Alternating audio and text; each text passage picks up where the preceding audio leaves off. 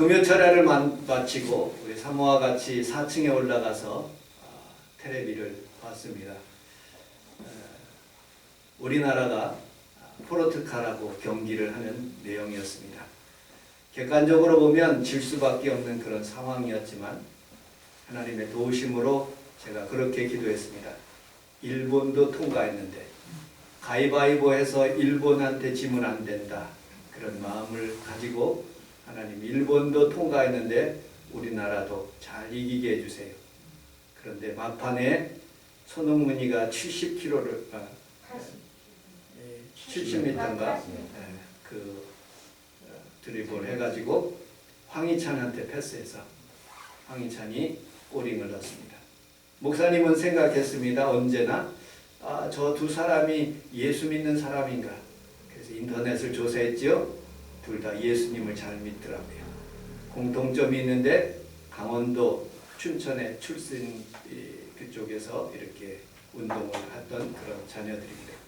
또 영국에 있는 토트넘에 그리고 또 울버햄턴에 소속된 그 영국에서 아주 축구를 잘하는 그런 젊은 청년들이더라고요. 그래서 참으로 기뻐했습니다. 그리고 흥분을 감추지 못하고 좀 잠을 설치는 그런 모습도 있었습니다. 이제 화요일 날이면 가장 강력한 브라질과 싸움을 하는데 하나님 2대1로 이기게 해주세요. 아멘. 객관적으로 보면 우리 신앙생활은 객관적으로 보면 잘 안 돼요. 그런데 하나님의 도우심이 있어 그것도 합력하여 선을 이루게 되는 줄로 믿습니다. 아멘.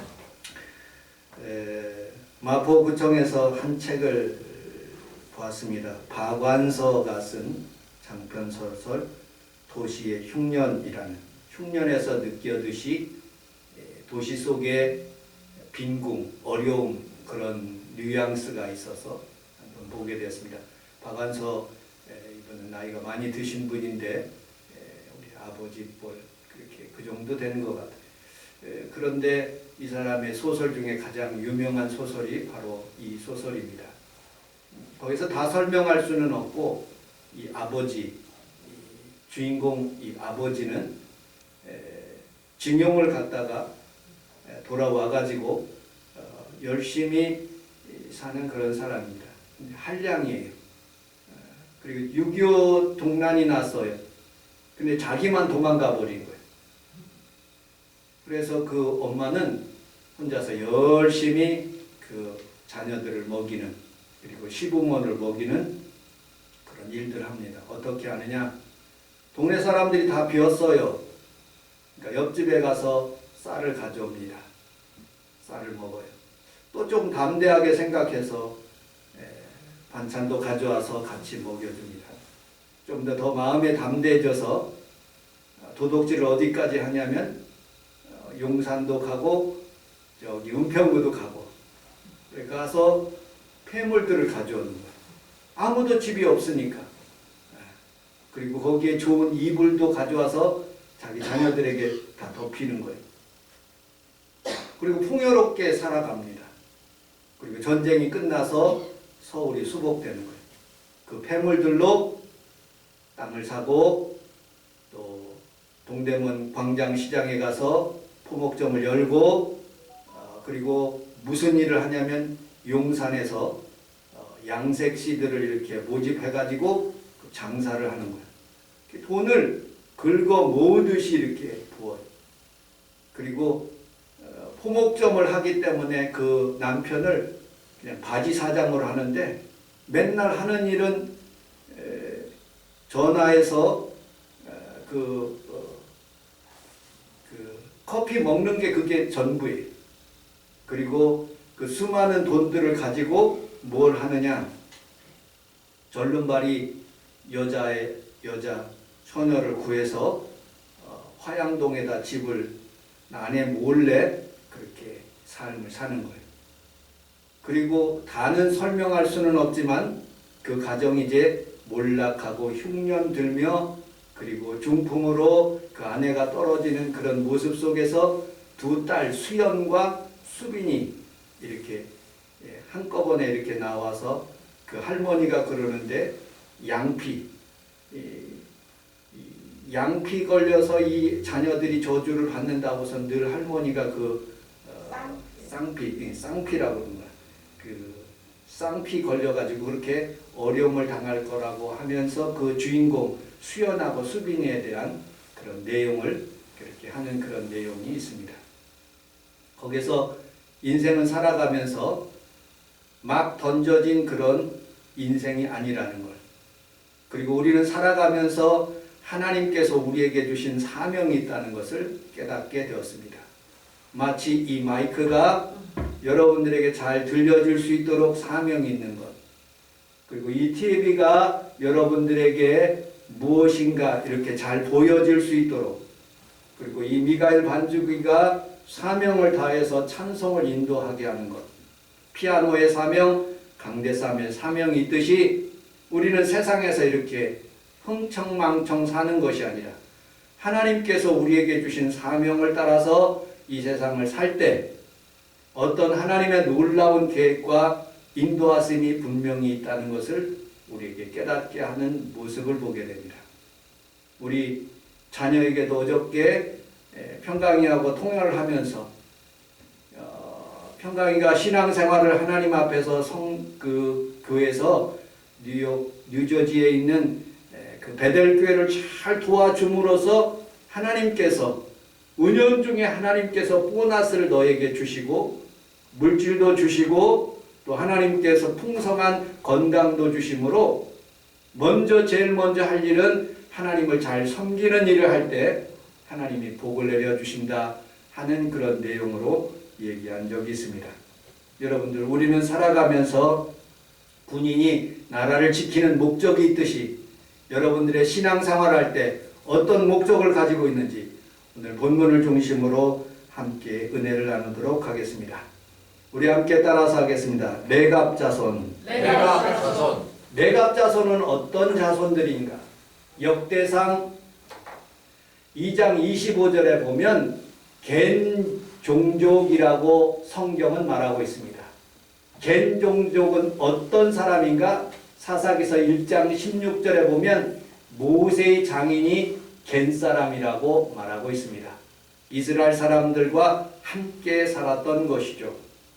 여러분들, 모세가 하나님 앞에서 그 애굽 땅에 그 왕자로 살아갈 수 있는 그런 은혜를 받았지만 그는 하나님의 명령을 받아가지고 사명이 있었어요. 이스라엘 백성들을 구원해야 된다는 사명. 그 어머니를 통해서 자꾸 그것을 교육받은 것이죠. 그래서 이스라엘 백성들이, 히브리 족속들이 어려움을 당하고 있었을 때 이 모세는 그 애굽 사람을 쳐 죽이고 도망갔던 장소가 바로 겐 족속에 있는, 즉 이드로의 그런 집에서 살아가면서 그 딸하고 결혼함으로써 그가 이제 하나님 앞에서 사명을 받는 그런 장면들을 보게 됩니다. 그 레갑족속이라는 그런 곳에서 이제 하나님께서 이스라엘 백성들 가운데 그들과 함께 섞여 살면서 이 광야 지역에 살지만은 그러나 가나안 땅으로 들어올 때 그들과 함께 또 들어와서 함께 공유하면서 살아가는 모습들을 보게 됩니다. 그리고 난 뒤에 그 후 모세 이후 580년이 흐르고 난 뒤에 아합 시대의 레갑 족속들은 어떤 삶을 살았는지 성경은 이렇게 말씀하고 있습니다. 아합이라는 그런 왕은 여러분들도 잘 아듯이 이세벨이라는 여자와 함께 정략 결혼을 하게 된 거예요. 이세벨이 들어올 때 그들이 신을 섬기는 그런 사람들과 함께 들어왔어요. 바알과 아세라 신, 이스라엘 백성들은 목동으로서 그렇게 살고 있어야 되는데 그 지역에 살고 있는 사람들이 어떤 신을 섬기느냐? 바로 땅의 신, 바알과 아세라 신을 섬긴 거예요. 하나님이 싫어하시는 거예요. 그래서 하나님께서 엘리야를 통해서 850명과 갈멜산에서 대결하게 만듭니다. 하나님 앞에 기도할 때 하늘 문이 열리고 불의 제단이 내려서 그곳에서 놀라운 하나님의 은혜를 이렇게 베푸는 모습들을 보게 됩니다. 그리고 난 뒤에 하나님께서는 그 우상을 섬기는 그 850명을 기도원 시냇가에서 다 죽이는 모습을 보게 됩니다. 그리고 엘리야에게 명령을 내리지요. 어떤 명령? 너는 예후에게 가서 이스라엘 백성들을 개혁하라. 그래서 예후를 통해서 이스라엘 백성들이 이제 개혁을 시작하는 거예요. 우리 성경을 한번 살펴보도록 하겠습니다. 열왕기하 10장 29절. 그러나 시작. 그러나 예후는 이스라엘 중에 바알을 만났으나 여호와의 제법 그들을 계속하였습니다.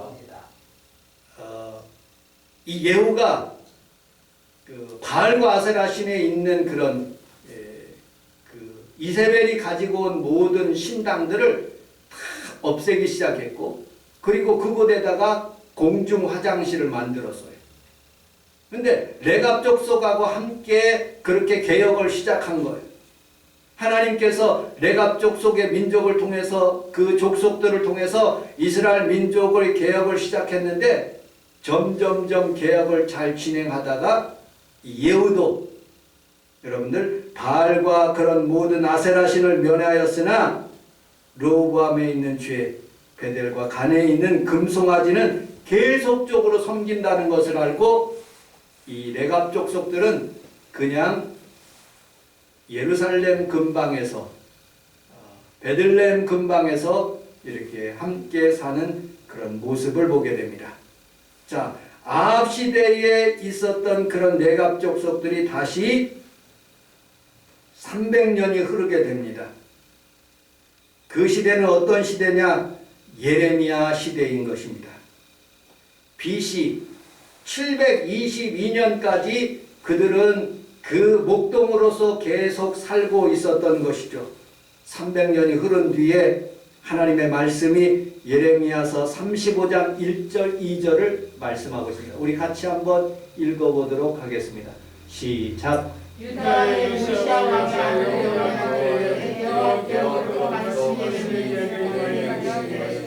너는 레갑 사람들의 집에 가서 그들에게 말하고 그들을 여호와의 집 근방으로 데려다가 포도주를 마시게 하라.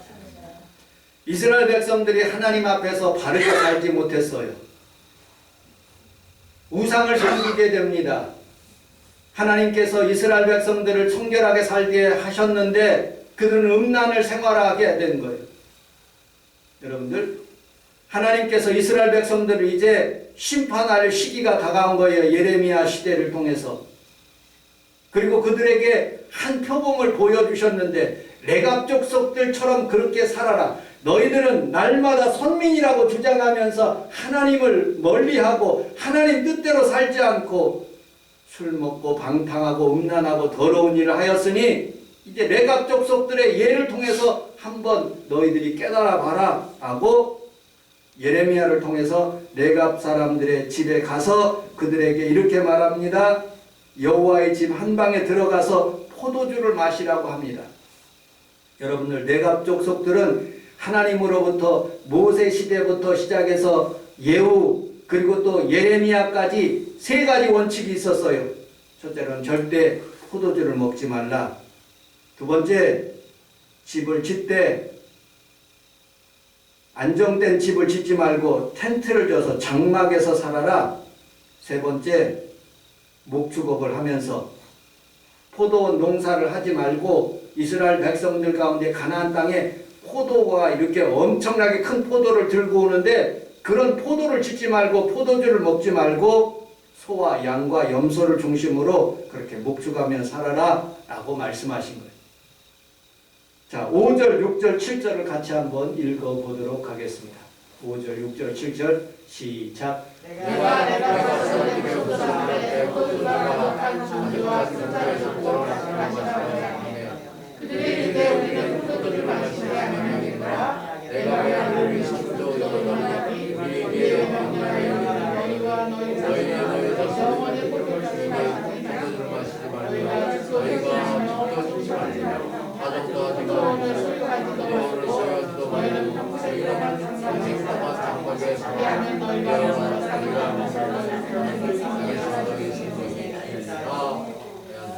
첫째로는 포도주를 마시지 말라. 두 번째로는 너희들이 장막에서 살아라. 세 번째로는 그리고 하나님 앞에서 목축업을 하면서 그렇게 살으라고 말씀하시는 본문을 보게 됩니다. 그런데 13절에 보면 이 레갑 족속들이 끝까지 하나님을 잘 섬기면서 하나님의 교훈을 잘 받아들여 그렇게 모세 시대, 예후 시대, 그 다음에 예레미야 시대까지 하나님께서 그렇게 그 명령을 따라서 사는 모습을 보게 됩니다. 그런데 이스라엘 백성들은 그렇게 구원해 주었고 가장 선민으로서 그렇게 살도록 노력했는데 그들은 13절에 보니까 교훈을 받지 않았어요. 14절에 보니까 선조의 명령을 순종하지 않고 그렇게 사는 모습을 보게 됩니다. 15절에 보니까 내가 내 종 모든 선지자를 너희에게 보냈는데 그 선지자의 말을 듣지 않았다고 그렇게 말씀하고 순종하지 않았다고 말씀하시는 장면들을 보게 됩니다. 우리 17절을 같이 한번 읽어보도록 하겠습니다. 17절 시작. 그러므로 만군의 여호와 이스라엘 하나님께서 이와 같이 말씀하십니다. 오라가 유다와 예루살렘 모든 주민에게 내가 그들에게 대하여 선포한 모든 재앙을 내리니 이는 내가 그들에게 불러도 대답하지 아니하리라 하셨다. 그래서 하나님께서 이스라엘 백성들에게 바벨론이 쳐들어오게 하고 그 다음에 갈대아 사람들이 쳐들어오게 함으로써 그들이 어려움을 당할 하나님 앞에 부르짖는 거예요. 그들이 포로 생활을 하고 있는 중에도 하나님을 듣지 않는 거예요. 그리고 하나님의 기간에 그들이 정말로 어려움을 당하고 그리고 고난 가운데 있었을 때 다시 하나님은 계획을 삼으시는 모습을 보게 됩니다. 그리고 이스라엘 백성들을 다시 귀환하게 하셔서 그리고 예수님 시대까지 오게 하시는 모습을 보게 됩니다. 그 시기가 500년, 조선왕조 500년처럼 500년이 흐르고 난 뒤에 예수님이 드디어 오시게 됩니다. 오늘 본문 마태복음 2장 4절, 5절, 6절 같이 한번 읽어보도록 하겠습니다.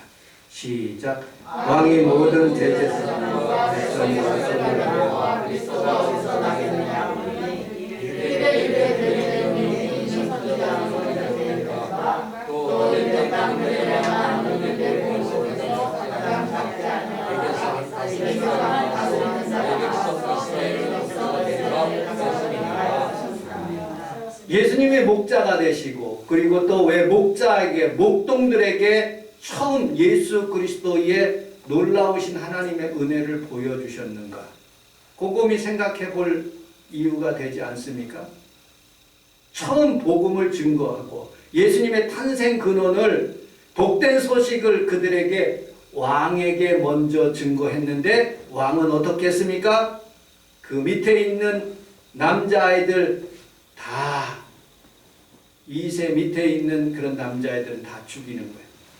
대제사장과 서기관과 바리새인들에게 복된 소식을 증거했다면 그들은 회의를 하고 아마 세미를 하면서 예수님을 어떻게든지 죽이려고 노력했을 것입니다. 그리고 그렇게 했습니다. 만약에 기업가들과 상인들에게 그 복된 소식을 증거했다면 크리스마스 시즌에 수많은 물질을 벌기 위해서 그렇게 아마 생각했을 거예요. 그런데 오직 하나님의 뜻대로 포도원도 하지 않고 그 다음에 목동으로 살면서 술을 먹지 않고 성결하게 살아가는 그런 목동들에게 처음으로 예수 그리스도의 복된 소식을 그들에게 증거한 모습을 보게 됩니다. 우리 성원순복음교회는 영적인 목동이 되어서 우리 주님을 만나는 귀한 성도들이 다 되시기를 주님의 이름으로 축복합니다. 아멘. 우리 평강이가 처음으로 보스턴이라는 그런 지역에 가서 그리고 어떤 사람을 통해서 뉴햄프셔라는 그런 지역에 그 지역에 갔어요. 그런데 이곳은 청바지를 입지 못하게 얼마나 경건하게 사는지 주일날 성전에 들어올 때 양복을 입고 오는 거예요. 그리고 담배도 못 피게 하는 거예요. 모든 사람들이 그렇게 경건하게 사는 사람들이 있더라고요. 그리고 그 옆에 아미쉬라는 그런 사람들이 있어요. 지금도 유대인들처럼 그렇게 모자를 쓰고 자동차 끌지 않고 마차를 끌면서 그냥 전통 그대로 사는 거예요. 하나님이 주시는 그런 말씀 그대로 내각족속처럼 그렇게 사는 거예요. 그렇게 자기네들끼리 공동체를 생활하면서 사는 그런 모습을 보게 됩니다. 마치 우리나라의 청학동처럼 미국의 청학동이 바로 아미쉬라는 그런 곳입니다.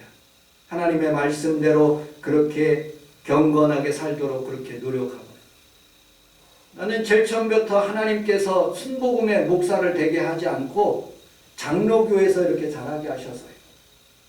제가 중부 장로교에서 30년 동안 이렇게 신앙생활하면서 거기서 하나 배운 것이 있어요. 거기는 기타도 못 쳐요. 그곳에서는 오직 찬송가만 불러요. 거룩한 주일날 하나님 앞에서 예배를 드리는데 하나님 앞에서 경건하게 예배를 드려요. 헌금을 가져오라고 그럴 때 헌금을 데려서 가져오라고 그래요. 그리고 주일날 뭘 사 먹으면 안 돼. 버스도 타지 못하게 해요, 우리 담임 목사님. 얼마나 철두철미하게 그렇게 신앙생활하게 하시는지 모르겠었어요. 근데 돌아와 보면 그것도 하나님을 사랑하는 방법 중에 하나구나 하는 그런 생각이 드는 모습을 보게 됩니다. 여러분들, 신앙은 융통성이 있어야죠. 그렇습니다. 융통성이 필요해요. 그러나 하나님의 말씀은 절대로 그 가치는 변하지 않는 거예요. 환경 가운데 좋은 미디어를 통해서 여러분들에게 하나님의 말씀이 증거되는 것, 그거 필요합니다. 그러나 그 본질, 예수 그리스도에 대한 본질은, 거룩하게 살겠다는 그런 본질은 변함이 없어야 돼요. 여러분들, 겐 족속이, 레갑 족속이 580년이 흘러도, 300년이 흘러도, 그리고 2000년이 흘러도 계속 신앙과 전통을 가지고 하나님의 말씀대로 그렇게 부여잡고 사는 그런 사람들에게 처음으로 우리 주님께서 처음으로 우리 주님께서 오셨을 때 그 성탄의 그런 기쁨을 처음으로 맞이하게 하실 수 있었던 모습을 보게 됩니다. 지금도 하나님 앞에 살아가면서 분명하게 예는 예고 아니요는 아니라고 답해요. 하나님이 우리를 사랑하시고 계시다. 우리 하나님께서 우리에게 말씀과 율법을 주셨다. 그 말씀대로 살아가는 것이 하나님께서 복이다. 세상과 타협하는 것 아니라고 할 때 아니고, 하나님이 기뻐하시는 일들이 무엇인가 분별해서 사는 것, 하나님이 기뻐하신다는 것이죠. 여러분들, 때때로 우리는, 저는 목회자로서 기도해 보겠습니다. 생각해 보겠습니다. 그 말은 틀린 말이에요. 하나님, 내가 그렇게 살겠습니다. 내가 이렇게 절제하겠습니다. 하나님, 중심으로 살겠습니다.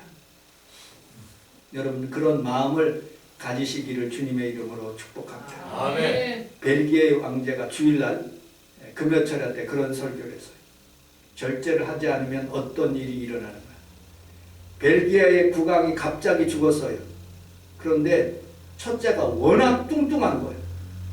근데 둘째는 날렵하고 아주 지혜로운 아이예요. 근데 쿠데타를 일으켜서 형을 감옥 속에다 집어넣었어요. 형, 내가 죽이지 않는 대신에 형, 그 뚱뚱한 것 그거 절제하면서 한 빼봐. 그리고 목이 통과할 만큼만 그런 구멍을 감옥에다가 해줬어요. 그리고 거기에다가 진수성찬을 삼시세끼 다 부어줬어요. 근데 그것을 절제해야지만이 그 구멍을 나가서 자유롭게 생활할 수 있도록 그렇게 만들어 놓은 거예요. 그런데 이 형은 그 음식을 탐하는 버릇이 있어서 그냥 계속 주는 것만 먹어서 몸이 점점 부러져요. 10년이 지나고 난 뒤에 그 동생이 나가서 전쟁하다가 죽었어요. 그런데 이 형이 왕이 될 수 있는데 풀리고 난 뒤에 비만으로 죽어버린 거예요. 여러분들, 우리는 먹을 수 있어요. 그러나 건강을 위해서 절제도 필요한 거예요. 때때로 하나님 앞에서 신앙생활 하면서 좋은 게 좋다. 아니에요. 좋은 게 좋은 게 아니라 하나님이 기뻐하신 것을 무엇인가 분별할 수 있는 것. 그것이 하나님이 기뻐하시는 거예요. 아멘. 우리 잠언서 22장 28절을 같이 한번 읽어보도록 하겠습니다. 시작. 내 조상들이 세워놓은 내 징계대로 믿지 말라. 아멘. 다시 한번요. 28절 시작. 내 조상들이 세워놓은 내 징계대로 믿지 말라. 아멘. 이 말의 뜻은 무엇입니까? 새벽기도의 전통, 금요철야의 전통, 주일날 예배드리는 전통, 하나님 앞에 예물 드리는 그 전통, 그것을 옮기지 말라는 거예요. 여러분들, 우리는 살아가면서 때때로 내 편한 대로 살기 때문에 때때로 그것을 옮기는 수가 많이 있습니다. 우리 데살로니가 후서 2장 15절을 같이 한번 읽어보도록 하겠습니다. 시작. 그러므로 형제들아,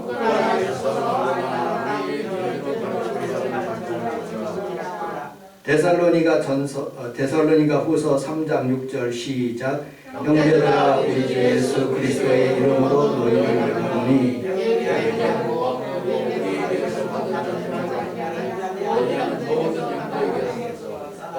아멘.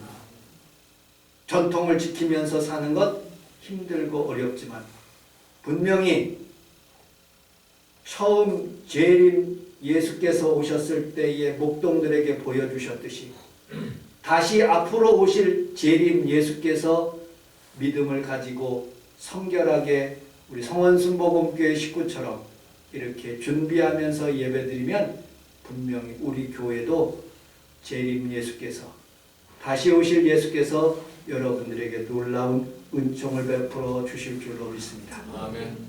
아브라함의 하나님, 이삭의 하나님, 야곱의 하나님, 아버지의 하나님, 아들의 하나님, 손주의 하나님, 그와 마찬가지로 우리 자손들이 다 예수 믿고 하나님 앞에서 레갑족속처럼 하나님 앞에 복을 받는 귀한 성도들의 가정이 다 되시기를 주님의 이름으로 축복합니다. 아멘. 기도하겠습니다.